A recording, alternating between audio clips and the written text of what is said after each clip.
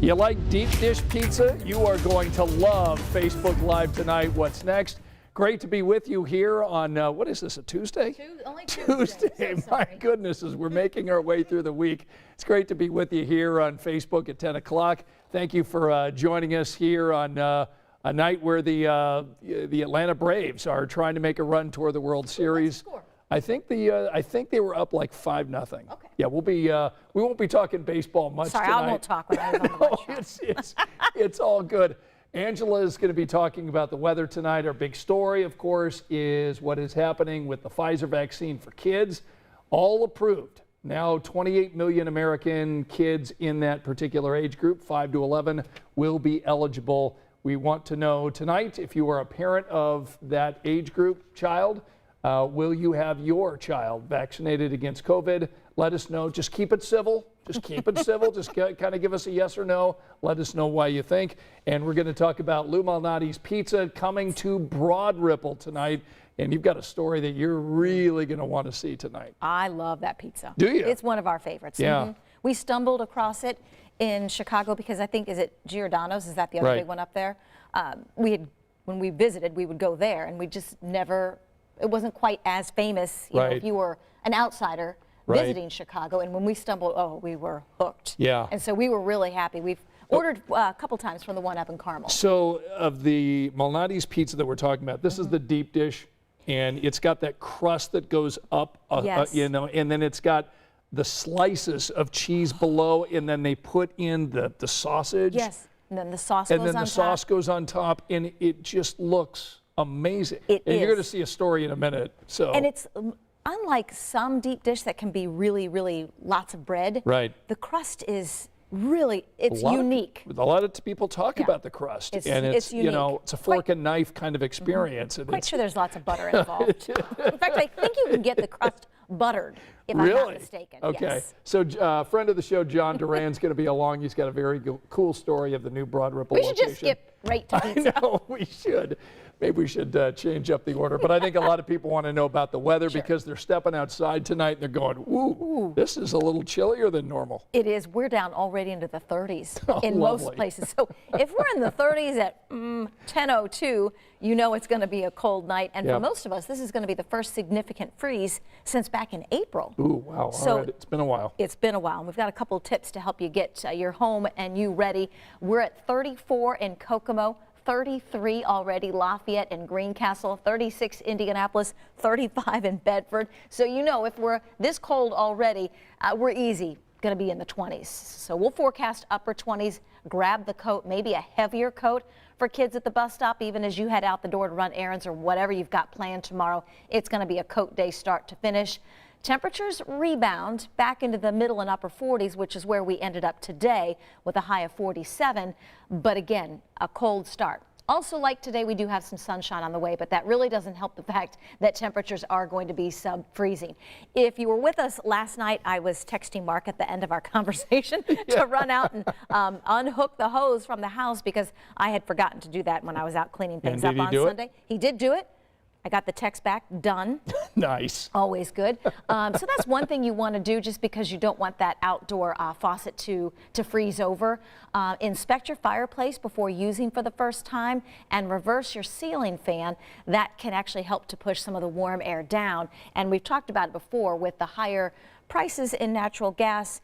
People may be looking for, you know, other options to heat their home, whether it be, you know, a space heater, an electric space heater.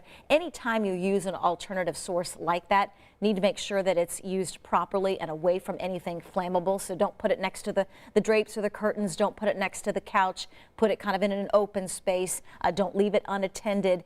And your oven is never, ever, ever an appropriate way to heat your home. We don't want to be covering any house fires. No. Or carbon monoxide threat. That's another issue. Anything like that. So just try to keep those things in mind. You've got a daughter at Trine University. I do. Let's see. Jackie Watts says, hi, Scott and Angela. Trine University had snow this morning.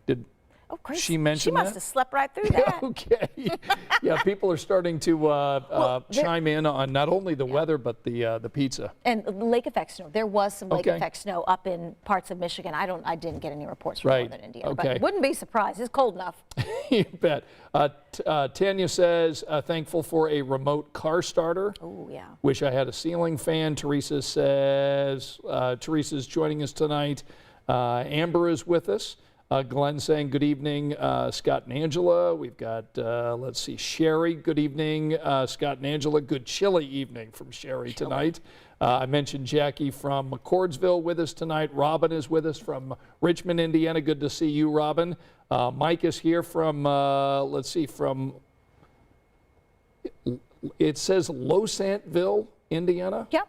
Is that Losant? Where is Losantville? I think it's probably Losantville, maybe. Losantville? Although I don't know. Mike, where is Losantville? I think it's north. Now I'm Okay, going to have to look it all up. right, I'm sorry. I think it's north. Says, I'm sorry to put you on the spot. No, you're fine. It's- Julie from Shelbyville tonight. Kelly from Indianapolis. Anastasia says, give me some pizza. Anastasia, you're going to love the story, so hang in Okay. there. We'll get. It's east. It's east. North of Hagerstown. Okay. So just to the northwest of Richmond. Okay. Again, But I don't know how to pronounce it. Losantville. Losantville? We'll go with that until we're corrected. Okay. Great to have all of you with us. Keep telling us where you're watching Facebook, and we'll get back with Angela and talk some weather in a moment. But first, let's go ahead and turn our attention for the moment to the big story of the day, and that's, of course, this final approval that came from U.S. health officials today, granting Pfizer the authorization it needs to provide a kid vaccine for COVID-19 for kids between the age of 5 and 11. So communities across Indiana and across the country beginning to put together the framework to get these smaller shots into the young arms of American kids. So let's bring in friend of the show, Emily Longnecker, who's been out talking with health officials up in Hamilton County. Tell us a little bit about what you found today, Em. Hey, Scott. Yeah, we visited with the folks at the Fishers Health Department, and they are getting ready. They've already received 600 doses of these shots for kids ages 5 to 11, and they say they could begin administering them as soon as Thursday. Now, their one vaccination site that they have for the Fishers Health Department is at 116th Street and Brook School Road. It's the old marsh that's there at that intersection. So that's where they've been giving out vaccines all of this time, and so now they're adding the dosage for kids. So, and anybody can go there, right? You don't have to be a resident of Hamilton County or Fishers. You can go there. So they're hoping to start administering them as soon as Thursday. And we asked them a bunch of questions tonight, like how do you make sure that they're getting the kid dosage, right, and that there's not a mistake. And the packages are already color coded, so the vials with the dosage for kids already come with an orange cap on it for Pfizer, and the adult dosage has a purple cap. So and then they showed us some pictures. Once you get inside that vaccination site, they actually have colored lines on the floor, so that and you follow this line to the actual station where you get your vaccine. So if you're a child age 5 to 11 and you're there with your parent, you'll follow the orange line all the way to the station where you'll get your vaccine. So they were just showing us some of the safety measures and that kind of thing, so that there's no mistaking what kind of dosage you get. All right, Em, we look forward to watching your story tonight coming up on 13 News at 11. Is Pfizer now able to give those child-sized doses out to kids between the age of 5 and 11? Thanks so much for joining us tonight, my friend. Sure. All right, there's Emily Longnecker with a preview of the big story coming up tonight. And of course, this Pfizer vaccine for kids is a third of the dose that teens and adults would be getting, and it's a smaller needle. Again, go ahead and let us know if you're a parent. Would you be giving your child this COVID vaccine that is now approved by U.S. health officials? Let's go ahead and turn our attention to pizza, shall we?